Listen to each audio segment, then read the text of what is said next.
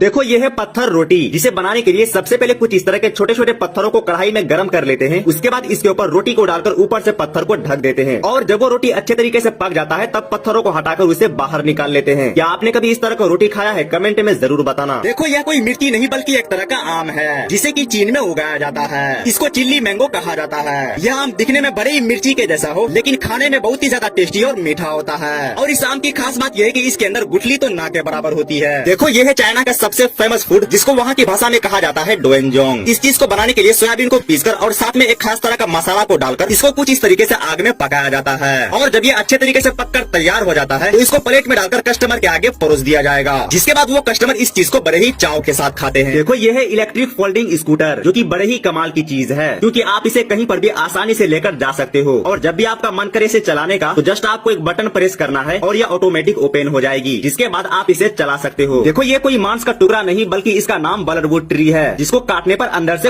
निकलता है और इसका इस्तेमाल मेडिकल फील्ड में होता है। देखो चाइना वाले पके हुए कटहल को अच्छे प्राइस में बेचने के लिए क्या गजब का दिमाग लगाते हैं। इसके लिए पहले तो कटहल को 2 भागों में काट लेते हैं। उसके बाद इसके बीच में जो व्हाइट वाला भाग होता है उसको काटकर अलग कर दिया जाएगा। फिर इसके अंदर लगे फल को कुछ इस तरीके से एक एक करके बाहर निकाल लेते हैं। इसके फल और गुठली दोनों को अलग कर लिया जाएगा। उसके बाद इसके फल को इस तरीके से पैक करके मार्केट में सेल कर देते हैं, जिससे कि ये अच्छे दाम में बिक जाती है। दोस्तों ये है दुनिया की सबसे बड़ी और लंबी शकरकंदी, जिसकी खेती चीन में सबसे ज्यादा की जाती है। इस शकरकंदी के अंदर का हिस्सा पिंक कलर का होता है। इसका खाने का स्वाद एकदम से चिपचिपा होता है। अगर आप इसे खाओगे तो ये किसी गम की तरह लगेगा। देखो जापान में फलों से जूस निकालने के लिए कुछ इस प्रकार के छोटे टूल्स का इस्तेमाल करते हैं, जिसमें फलों को डालकर जोर से दबाने पर उससे जूस निकलने लगता है। दोस्तों क्या आप लोग जानते हैं कि जापान में आज भी कई सारे जगहों पर पुरानी विधि से जूस निकाला जाता है, जिसमें संतरों को एक पत्थर से बने कोल्हू में डालकर घुमाया जाता है और जूस नीचे बाल्टी में गिरकर इकट्ठा होते जाता है, जिसे बाद में छान लिया जाएगा। वहीं चाइना में लोग कुछ इस तरह के सेंचुरी अंडे खाते हैं। अब ये चाइना के लोग इस तरह के अंडे इसलिए खाते हैं क्योंकि उनका मानना है कि इस तरह के अंडे में नॉर्मल अंडे के मुकाबले प्रोटीन और विटामिन ज्यादा होता है। देखो चाइना वाले नारियल पानी को अच्छे प्राइस में बेचने के लिए क्या गजब का दिमाग लगाते हैं। इसके लिए पहले तो नारियल को अच्छे तरीके से छील लेते हैं। उसके बाद इसके ऊपर कुछ इस तरह का कैप लगाकर इसको प्लास्टिक से कवर कर देते हैं। अब इसके ऊपर कंपनी का बैनर लगाया जाएगा और उस बैनर को इस मशीन की सहायता से नारियल के चारों ओर चिपका देते हैं। उसके बाद इसके अंदर कुछ इस तरह का पाइप लगाया जाता है। पाइप लगाने के बाद इसको पैक करके मार्केट में सेल कर देते हैं, जिससे कि ये अच्छे प्राइस में बिक जाती है। दोस्तों असली अनारस की खेती तो ये चाइना वाले कर रहे हैं, क्योंकि यहाँ पर इसकी खेती करने का तरीका ही अलग है। जब एक किसान के बेटे ने अपने खेतों में से एक अनारस को काट कर दिखाया तो वो एकदम से पीला कलर का था। पर 99% लोगों को ये नहीं पता है कि खाना खाने के बाद इसका एक पीस खाने से पेट की समस्या हमेशा हमेशा के लिए टाटा बाय बाय हो जाती है।